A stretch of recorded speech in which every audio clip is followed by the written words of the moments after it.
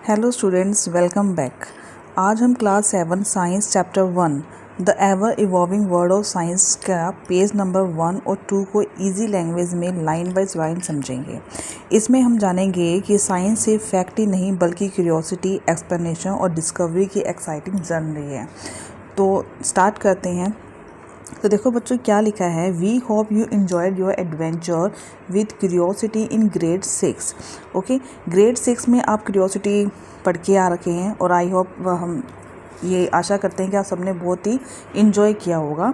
Now ready to continue our journey into the wonderful world of science. अब हम किसके बारे में पढ़ेंगे? हम अपनी इस जर्नी को, क्यूरियोसिटी की जर्नी को आगे कंटिन्यू करेंगे वंडरफुल वर्ल्ड ऑफ साइंस में।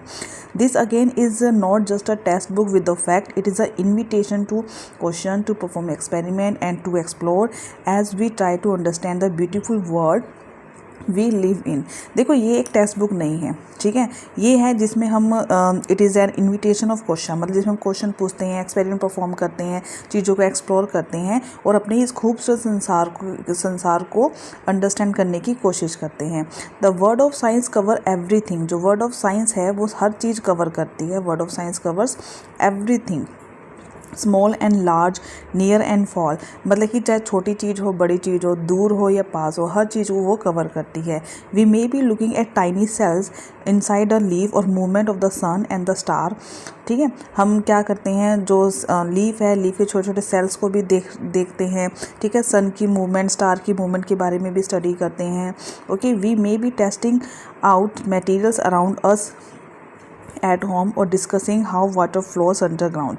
तो ये सब साइंस ही है जिसमें हम जो हमारे चारों तरफ मटेरियल है, हमारे घर में चारों तरफ जो मटेरियल हैं उसकी हम टेस्टिंग करते हैं। डिस्कस हाउ वाटर फ्लोज, और ये भी डिस्कस करते हैं वाटर अंडरग्राउंड में कैसे फ्लो करता है। ओके, तो ये सब क्या है, ये सब हमारी साइंस है।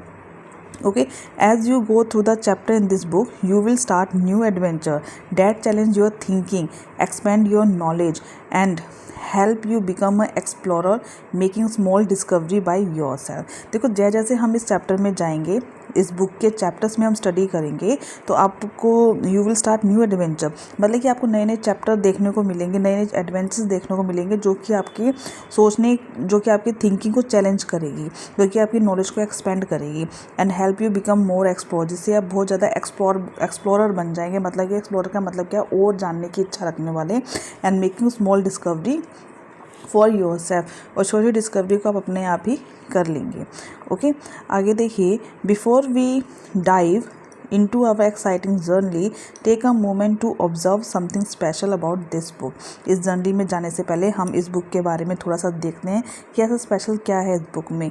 Look at the page number, हम इनके पेज नंबर को देखेंगे।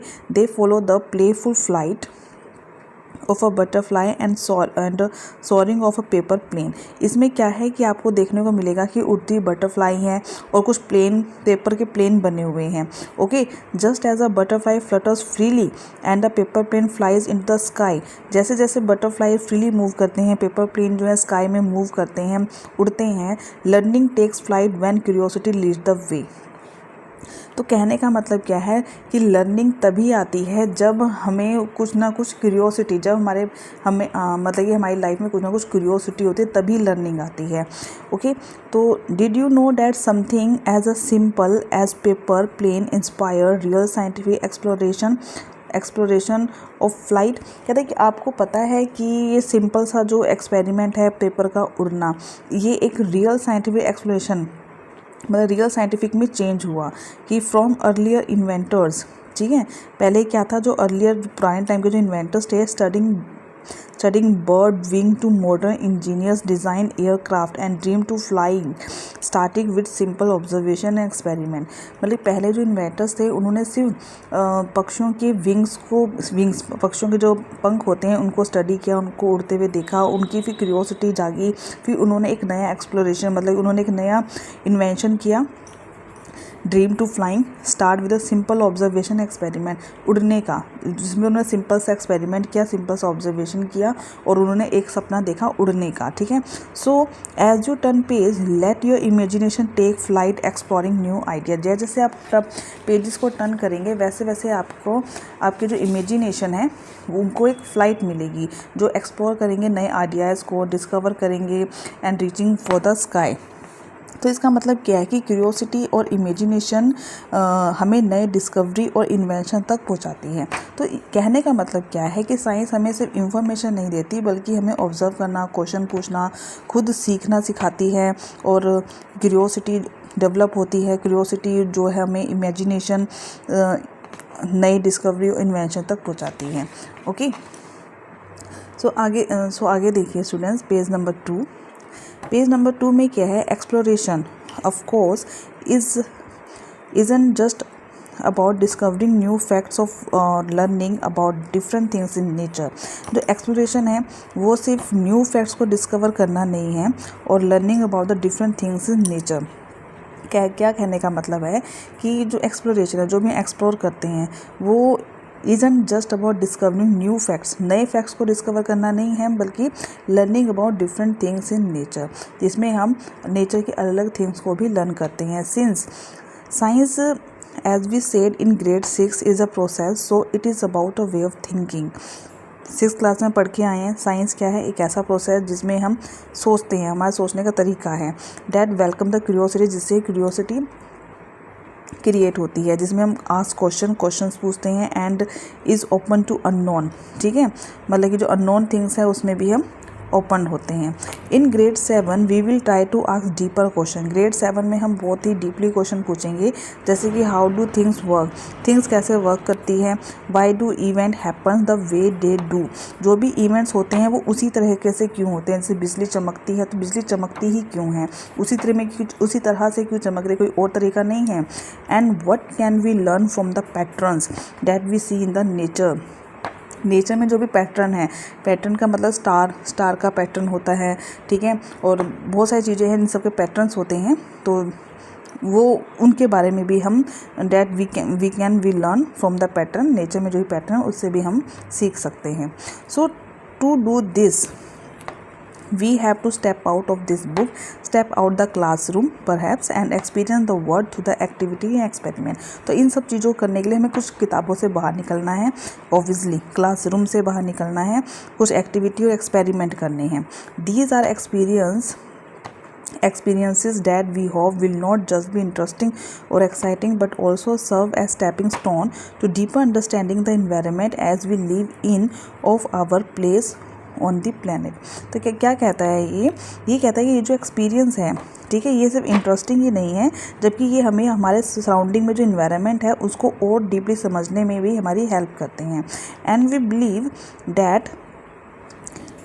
that this will also help you to see science as ongoing process of discovery। इससे आपको ये भी समझ में आएगा, ये भी हेल्प करेगा कि जो साइंस है वो ongoing प्रोसेस है, एक रुकने वाला प्रोसेस नहीं है। आप जितना उसकी खोज करेंगे उतना ही आपको कुछ नया ही मिलेगा।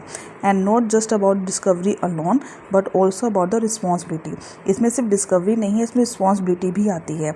As young science explorer you will soon see how human activities are linked to what happens in the natural world and are connected to the society we live in, we live in। कहने का मतलब क्या है कि ये हमारी responsibility भी है। जैसे आज हमें पता है कि जितने भी यंग साइंस एक्सप्लोरर हैं, आप देखेंगे वो ह्यूमन एक्टिविटी को नेचर के साथ भी कनेक्ट करके आते हैं। And we hope you also see the role that science can play in addressing environment challenges and help in creating the more sustainable world. इससे हमें ये भी देखने को मिलेगा कि जो साइंस है वो इन्वायरमेंटल चैलेंजेस को एड्रेस तो करता है, साथ में एक सस्टेनेबल वर्ल्ड की भी क्रिएशन करेगा।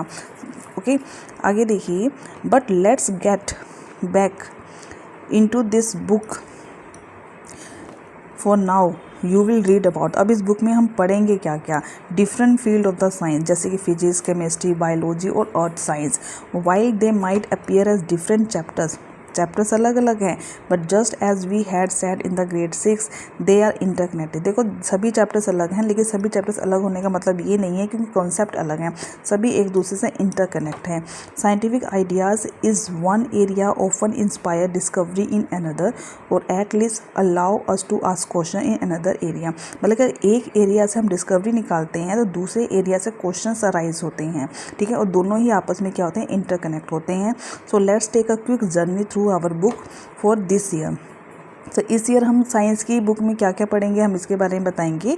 We will start by looking at properties of material. सबसे पहले हम स्टार्ट करेंगे प्रॉपर्टीज़ ऑफ मटेरियल से, जो हमारे चारों तरफ पाई जाती हैं कि जो मटेरियल है हमारे चारों तरफ उसकी क्या क्या प्रॉपर्टी हैं।